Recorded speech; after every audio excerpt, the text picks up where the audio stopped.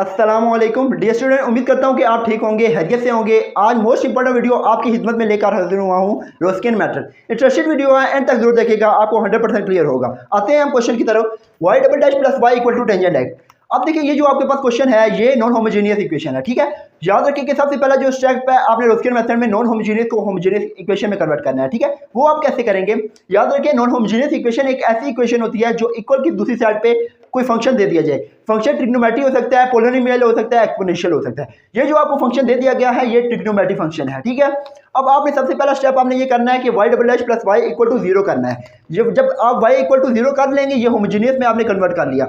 आते हैं हम क्वेश्चन की तरफ, देखें। Y double dash plus Y equal to zero, ये आपने किस में कन्वर्ट कर लिया? होमोजेनियस इक्वेशन में। रोस्किन मेथड में आपने सबसे पहला स्टेप यही करना होता है कि आपने होमोजेनियस इक्वेशन में कन्वर्ट करना होता है, ठीक है। सेकंड स्टेप आपने ये करना है कि जो वाई डबल डैश, आपने देखना है कि आपका कौन सा ऑर्डर डेरिवेटिव है। ये सेकंड ऑर्डर डेरिवेटिव है ना, आपने वाई डबल डैश में आपने एम स्क्वायर वाई पुट कर देना है, ठीक है। वो मैंने आपको इससे प्रीवियस लेक्चर है उसमें मैंने बताया कैसे करना है। वाई डबल डैश की जगह एम स्क्वायर वाई हम पुट कैसे करते हैं, वो आप जरूर देखें वीडियो। अब देखिए, एम स्क्वायर वाई हम करेंगे M square Y plus Y equal to zero. उसके बाद हम क्या करेंगे? y कॉमन ले लेंगे, पीछे क्या बचा? M square plus one equal to zero. उसके बाद हम क्या करेंगे? y इक्वल टू जीरो, अब टू फैक्टर है ना हमारे पास, y भी जीरो हो जाएगा और M square plus one equal to भी जीरो हो जाएगा, ठीक है। अब देखिए, y इक्वल टू जीरो है ना, इज अ ट्रिवियल सोल्यूशन। जो हम general solution of differential equation में करते थे ना कि y जब जीरो हो जाता है, इक्वल जीरो हो जाता है, तो हम ट्रिवियल सोल्यूशन प्रूव कर लेते हैं। और जो नॉन एक्सिलरी सोल्यूशन होता है उसको हम नॉन ट्रिवियल सोल्यूशन भी कह सकते हैं, ठीक है। वो आपको मैं बताता हूँ। y equal to zero is a trivial solution, is a trivial solution, is a trivial solution, and for non-trivial solution, and for non-trivial solution, and for non-trivial solution, non-trivial solution को आप auxiliary solution भी बोलते हैं, ठीक है। auxiliary solution is अब देखिए, auxiliary solution कौन सा है? ये M square plus one equal to zero, ठीक है। वाई इक्वल टू जीरो कौन सा है? Trivial solution. और M square plus one equal to zero क्या है? ऑक्सिलरी सोल्यूशन भी बोलते हैं, ठीक है। अब देखिए, M square plus one equal to zero, M square is equal to minus one, plus one दूसरी साइड गया, माइनस वन हो गया। अब देखिए, एम की वैल्यू क्या आ जाएगी? जब स्केल रूट लेंगे तो क्या आती है? प्लस माइनस वन है ना। आप यूं लिख सकते हैं, जब स्केल लेंगे तो रूट आ जाएगा। रूट हमने लिया बोथ साइड पे, तो ये M is equal to plus minus one under root किसके इक्वल होता है? अयोटा। ये आपने याद रखना है, ठीक है ना। ये plus minus one under root किसके इक्वल होता है? अयोटा की। आप देखिए, उसके बाद आपने ये करना है कि आपके एम की वैल्यू आ गया है। For complementary solution is for complementary solution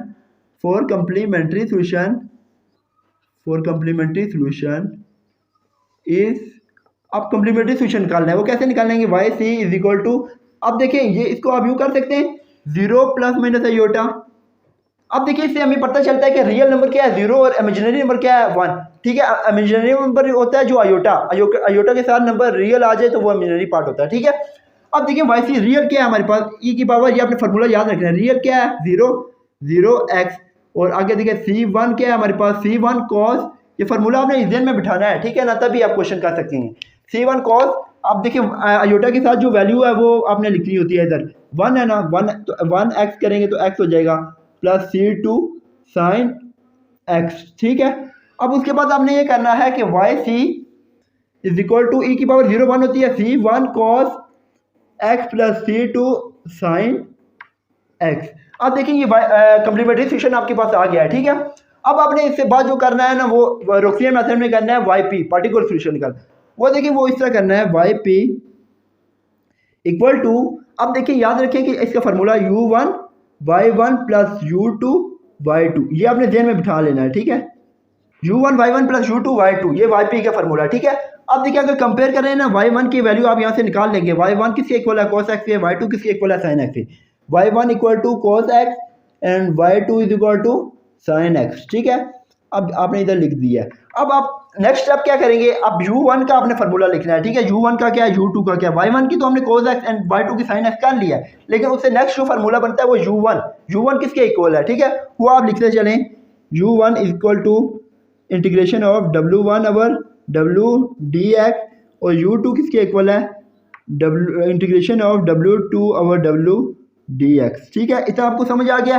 अब आप देखें, अब y1 की भी वैल्यू हमें पता है, y2 की भी पता है, u1 की भी पता है, u2 की भी पता है, जो हमने yp हमने इक्वल किया है, ठीक है।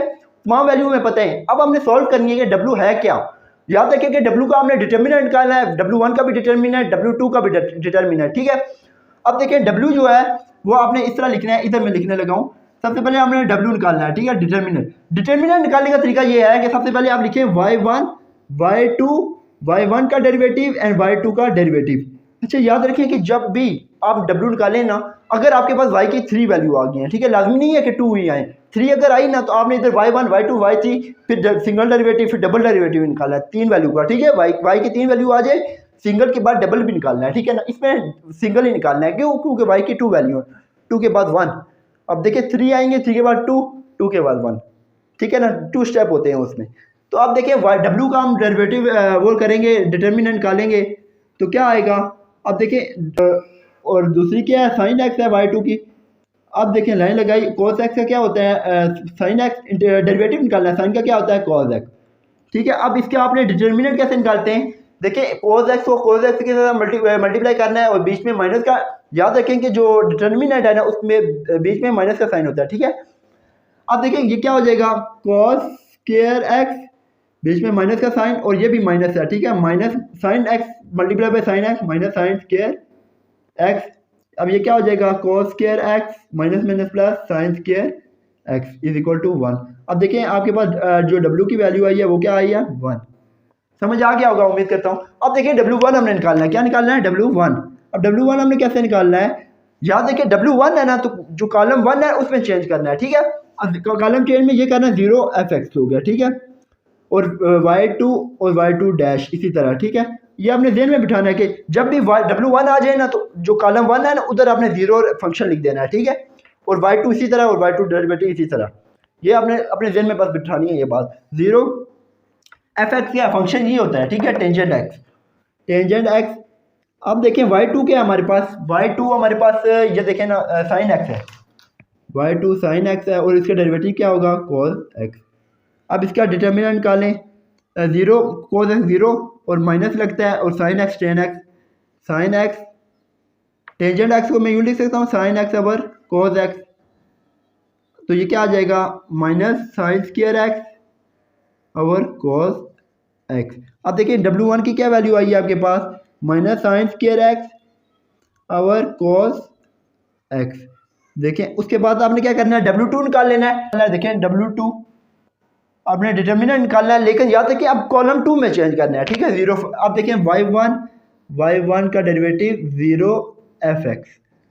उसके बाद आपने क्या करना है, y1 क्या है आपके पास, cos x और इसका डेरिवेटिव क्या होगा, माइनस साइन x और 0 टेंजेंट x। अब देखिए इसका क्या आएगा डिटर्मिनेंट, आप देखें cos x tan x tangent x minus 0, ठीक है, हो गया। अब देखिए cos x टेंजेंट का हम sine x over cos x लिख सकते हैं is equal to sine x। अब देखिए W2 की क्या वैल्यू आई है हमारे पास, साइन x। अब देखिए W1 W एंड W2 की वैल्यू हमारे पास आ गई है, ठीक है। अब हमने फार्मूले में सिर्फ पुट करनी है, ठीक है।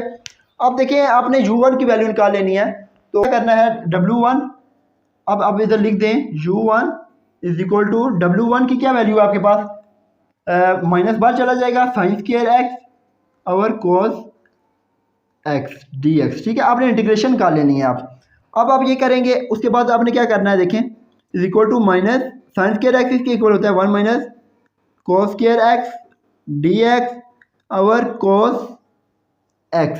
अब देखिए उसके बाद आपने क्या करना है, इज इक्वल टू माइनस आपने लिखना है 1 ओवर cos x।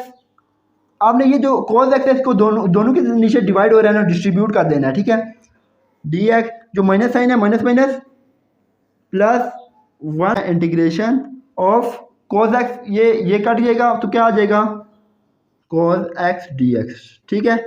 अब देखें आपके पास जो वैल्यू आएगी माइनस, अब 1 ओवर cos सीकन होता है ना, सीकन x dx plus integration of cos x dx, ठीक है। अब याद रखें कि अब सीकन x की इंटीग्रेशन आपको याद होनी चाहिए, क्या होती है, natural log of secant x plus tangent x। अब देखिए प्लस कोस की क्या होगी इंटीग्रेशन, प्लस साइन x, ठीक है। अब आगे प्लस सी नहीं डालना, क्यों नहीं डालना, क्योंकि कांस्टेंट 2 ही थे जो कि हम कम्प्लीमेंट्री सोल्यूशन में कंप्लीट है, ठीक है। उसके बाद आपने कांस्टेंट नहीं डालना। अब देखिए आपके पास u1 की वैल्यू आ गई है, ठीक है। ये आपके पास क्या है, u1 की वैल्यू, ये आपके माइनस नेचुरल लॉग ऑफ, ये आप देख लें, समझ लें, सिर्फ इंटीग्रेशन का लिया। और देखिए आपने u2 निकालना है, u2 is equal to w2 over w1 dx is equal to, अब देखें w2 क्या है आपके पास, साइन एक्स, देखिए ना w2 ये आपके पास आया ना, अब w1 है, फिर आपने किधर निकाला है w2, ये आया sine x, integration of sine x D x, ठीक है। ये क्या होगा, माइनस कॉस एक्स। देखें u2 की क्या आई, माइनस कॉस एक्स। अब आपने ये करना है, u1 u2 आ गई है ना, आपने yp में पुट करनी है u1 u2 की वैल्यू, ठीक है। अब देखिए u1 and u2 put value of u1 and u2 in yp। अब देखिए yp इक्वल टू u1 क्या है, हमारे पास कौन क्या वैल्यू आई है, minus natural log of secant x plus tangent x and plus sine x. अच्छा अब देखें आपके पास है, हमारे पास है cos x और प्लस u2 क्या है आपके पास, माइनस cos x, y2 की क्या वैल्यू है आपके पास, साइन x।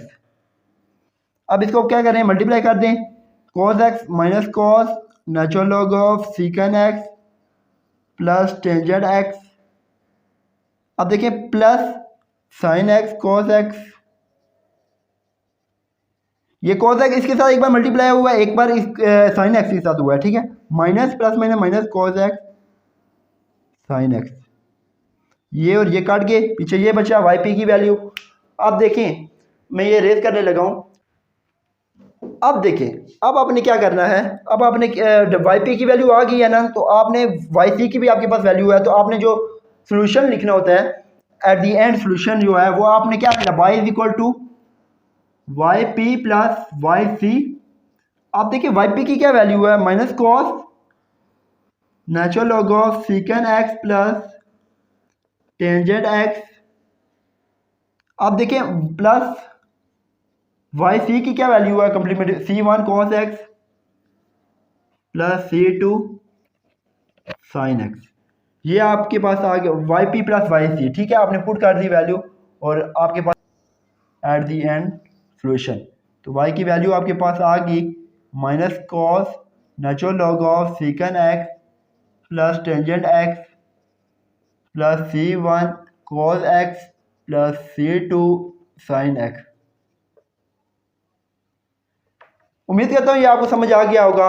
अगर ये वीडियो आपको पसंद आई तो वीडियो को लाइक, सब्सक्राइब एंड शेयर करना ना भूलें। मिलते हैं नेक्स्ट वीडियो में, जब तक के लिए खुदा हाफिज़।